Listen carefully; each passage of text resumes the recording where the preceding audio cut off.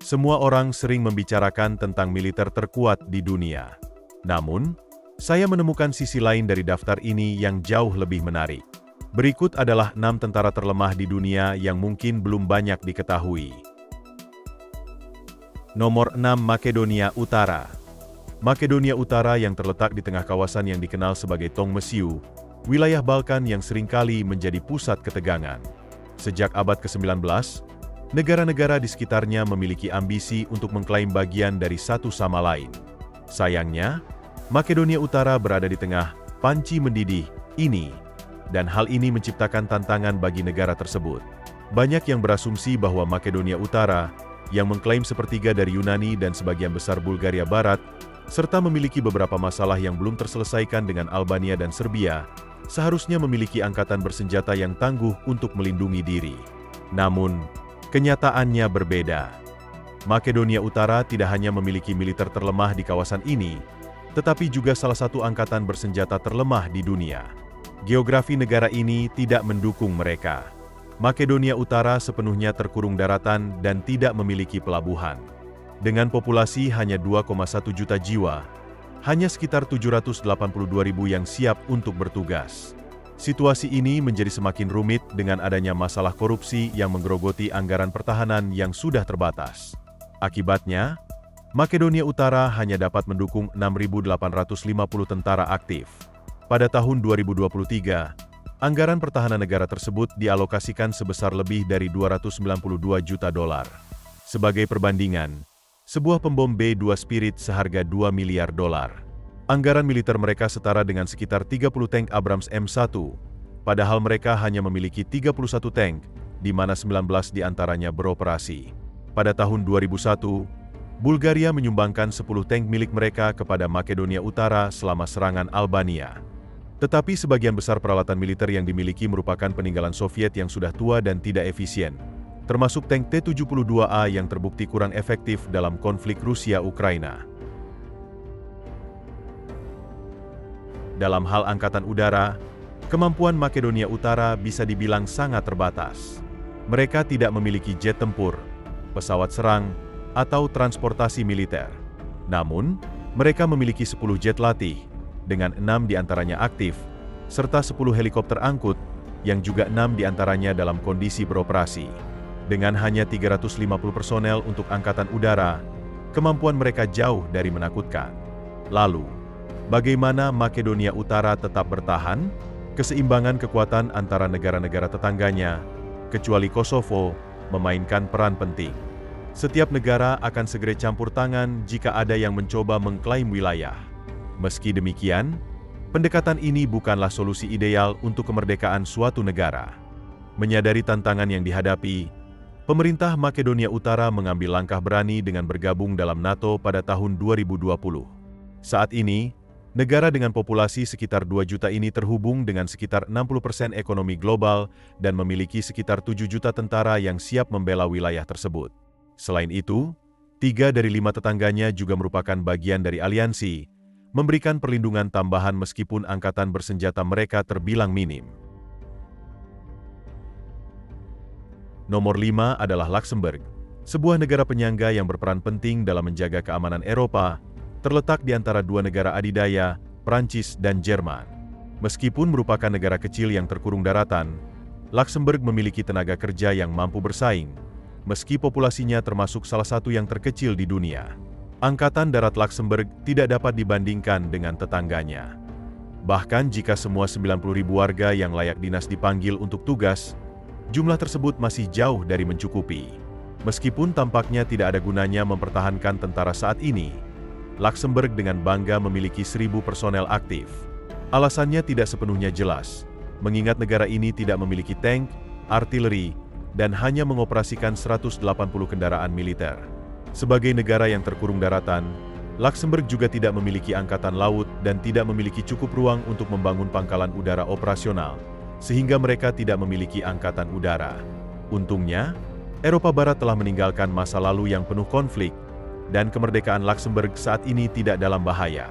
Bahkan jika situasi berubah, Prancis dan Jerman kemungkinan besar akan berusaha menghindari perang demi sebidang tanah tanpa nilai strategis. Dengan kurangnya personel, peralatan, dan pangkalan. Mengapa Luxembourg mengalokasikan 460 juta dolar untuk pertahanan setiap tahunnya? Jumlah ini lebih besar daripada anggaran pertahanan Makedonia Utara, meskipun Luxembourg memiliki personel dan peralatan yang jauh lebih sedikit. Mungkin, 1.000 personel aktif ini dibayar dengan baik, dan kenyamanan pekerjaan mereka menjadi alasan utama. Meski dengan kekuatan militer yang sederhana, Luxembourg masih membanggakan angkatan bersenjata yang jauh lebih tangguh dibandingkan banyak negara lain di wilayah tersebut. Nomor 4. Panama. Cukup tidak adil untuk berbicara tentang betapa lemahnya Angkatan Darat Panama, karena mereka praktis tidak memilikinya. Angkatan Pertahanan Panama dibubarkan pada tahun 1990 setelah Amerika Serikat menyerbu dan menyingkirkan Jenderal Noriega dengan bantuan unit paramiliter lokal dan kelompok pemberontak yang dipimpin oleh Letnan Kolonel Moses Gerald Rivera. Kudeta berdarah terhadap Noriega berhasil, dan sebagai hasilnya, Angkatan Pertahanan Panama dihapuskan. Sebagai gantinya, Panama melembagakan bentuk pertahanan yang lebih berorientasi pada urusan internal daripada eksternal. Mereka memiliki unit paramiliter yang terdiri dari 27.000 personel yang bertugas menjaga infrastruktur penting dari ancaman pemberontakan. Meski demikian, mereka memiliki angkatan udara yang kecil namun efisien, tanpa kemampuan serangan, yang terutama digunakan untuk operasi penyelamatan. Mereka hanya mengoperasikan 14 pesawat angkut, 4 jet latih, 1 pesawat misi khusus, dan 22 helikopter. Seperti yang dapat Anda bayangkan, mereka tidak memiliki tank, artileri, atau angkatan laut. Militer mereka hanya mengoperasikan sekitar 20 kapal penjaga pantai. Setelah semua ini, apa yang ada untuk melindungi perkebunan pisang atau hutan yang jauh? Namun, Panama memiliki infrastruktur yang mungkin diinginkan oleh beberapa tetangganya. Terusan Panama, misalnya, adalah salah satu rute perdagangan terpenting di dunia yang menghubungkan Atlantik dan Pasifik. Hal ini bisa menjadi sumber daya ekonomi yang berharga bagi siapa saja yang menguasainya. Oleh karena itu, tidak mengherankan jika Amerika memastikan untuk mengendalikan sebagian besar infrastruktur ini setelah intervensi pada tahun 1990 dan tidak pernah benar-benar meninggalkannya. Namun, bukan hanya infrastruktur yang melindungi Panama dari tetangganya, alam juga turut berperan. Dari utara, Panama berbatasan dengan Costa Rica, yang juga tidak memiliki angkatan darat yang signifikan, sehingga tidak menimbulkan ancaman. Di selatan, Kolombia mungkin sedikit lebih berbahaya secara teori, karena merupakan salah satu ekonomi terbesar di Amerika Selatan dan memiliki tentara yang tangguh. Namun, perbatasan antara kedua negara adalah hutan lebat yang sulit dilalui, tanpa jalan, kereta api, atau jalur lain di antara mereka. Oleh karena itu, tidak akan ada serangan kilat dari selatan dalam waktu dekat. Lebih jauh lagi, dalam beberapa tahun terakhir, banyak pejabat pemerintah dari negara-negara kuat menyimpan uang kotor mereka di Panama karena kebijakan pajak yang menguntungkan. Jika seseorang berani menyerang Panama, mereka tidak hanya akan menghadapi 27.000 pasukan paramiliter, tetapi juga kemungkinan koalisi sekitar 190 negara yang akan berusaha melindungi aset-aset mereka dari penangkapan. Inilah cara Panama menjaga kemandiriannya dengan menjadi bank kotor bagi banyak pemimpin dunia. Nomor 3. Suriname. Suriname adalah contoh utama lain dari negara dengan sedikit potensi invasi. Mengapa demikian? Sebagian besar jawabannya terletak pada alam. Hampir 90% wilayah Suriname ditutupi oleh hutan hujan yang belum tersentuh, dan dunia sangat ingin menjaga keasliannya. Selain itu, Belanda, sebagai mantan koloni, pasti akan melindungi Suriname, yang baru memperoleh kemerdekaannya pada tahun 1975. Belanda masih memiliki banyak investasi di negara itu, sehingga tidak mungkin mereka akan membiarkannya begitu saja. Lebih penting lagi, Suriname berbatasan dengan wilayah Uni Eropa melalui Guyana Prancis, dan Anda dapat bertaruh bahwa Prancis tidak akan menerima dengan baik jika terjadi konflik di perbatasan mereka. Oleh karena itu, Suriname relatif aman, yang dapat menjelaskan mengapa tentara mereka menimbulkan ancaman yang lebih sedikit dibandingkan dengan lanskap sekitarnya. Tentara Suriname terdiri dari 1 batalion infanteri ringan, korps pasukan khusus, dan korps polisi militer, dengan total sekitar 1.800 personel yang didedikasikan untuk melindungi beberapa kota yang ada di hutan. Tentu saja, mereka tidak memiliki tank atau artileri karena tidak dapat mengoperasikannya di luar kota. Mereka membanggakan sekitar 600 kendaraan operasional, sebagian besar berupa truk pengangkut yang ditinggalkan oleh Belanda 50 tahun yang lalu. Angkatan udara mereka praktis tidak ada, hanya mengoperasikan 3 helikopter pencarian dan penyelamatan. Anda mungkin berpikir bahwa negara pesisir yang berbatasan dengan Samudra Atlantik ini memiliki angkatan laut yang kuat. Namun, realitanya adalah mereka hanya memiliki 16 kapal patroli dengan hampir tidak ada persenjataan. Anggaran pertahanan mereka mencerminkan kekuatan tentara yang minim, dengan anggaran tahunan sebesar 41,8 juta dolar. Suriname praktis bergantung pada hutan untuk melindungi mereka. Dan jujur saja, jauh lebih menakutkan untuk bertemu jaguar daripada pasukan Suriname. Selain itu, kemungkinan bertemu hewan mematikan jauh lebih besar daripada bertemu dengan personel militer manapun, kecuali mereka yang datang untuk menyelamatkan Anda. Suriname memiliki alasan yang kuat untuk menjaga pengeluaran militernya tetap rendah, karena mereka sebenarnya tidak perlu takut pada apapun selain alam itu sendiri.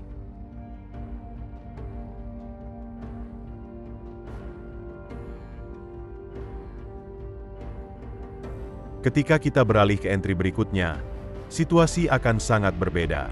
Nomor 2. Somalia. Dengan populasi lebih dari 12 juta, garis pantai sepanjang 1.800 mil, dan hampir 400.000 mil persegi tanah, orang mungkin berpikir bahwa Somalia memiliki salah satu kekuatan militer paling tangguh di Afrika Timur. Namun, kenyataannya justru sebaliknya. Militer Somalia tidak hanya salah satu yang terkecil, tetapi juga terkenal tidak efisien. Pada akhir tahun 80-an, Angkatan Darat berada di ambang kehancuran, dan pada awal tahun 90-an, situasi semakin memburuk. Ya, pada tahun 90-an, Angkatan Darat praktis dibubarkan. Hal ini tidak mengherankan, karena pasukan lokal lebih mirip dengan geng bersenjata daripada pelindung yang sebenarnya. Dengan korupsi yang merajalela di setiap level, tugas utama Angkatan Darat Somalia bukanlah untuk melindungi perbatasan atau warga sipil, melainkan untuk melakukan kekerasan, penjarahan, dan tindakan keji lainnya terhadap penduduknya sendiri. Seorang diplomat asing pernah menyebut efisiensi internal Angkatan Bersenjata Somalia sebagai legendaris. Setelah Angkatan Darat dibubarkan dan Somalia jatuh ke dalam kekacauan, pasukan tersebut muncul kembali pada tahun 2006. Namun, seperti yang bisa dipahami, ini bukanlah kekuatan yang menakutkan yang mampu menimbulkan rasa takut di hati musuh-musuhnya. Mereka lebih mirip tim yang compang-camping, berusaha mempertahankan stabilitas di negara yang hancur, dengan anggaran pertahanan hanya sebesar 64 juta dolar. Pekerjaan mereka jelas bukanlah yang termudah, mengingat ketidakmampuan, kurangnya pendanaan, dan peralatan. Jumlah militer yang ada sebenarnya tidak terlalu buruk, dengan 17.500 personel aktif, di mana 300 diantaranya berada di Angkatan Udara dan 300 di Angkatan Laut.